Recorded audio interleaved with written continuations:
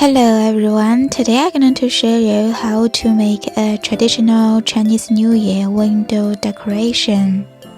The first step, let's find a red square paper, then fold it into a triangle. Twice,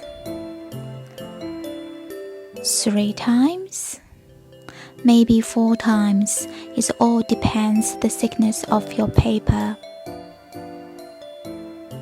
Then find a pen or pencil to draw your favorite shapes. A triangle, circle, a rectangle, maybe a heart.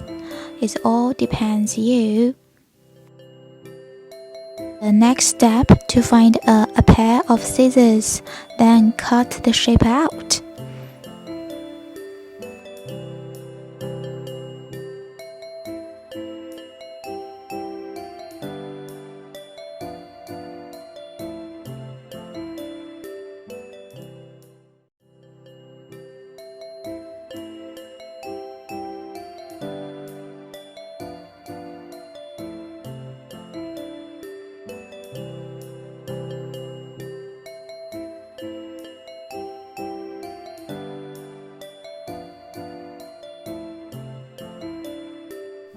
Okay, we finished. Now let's open it and have a look. What is this?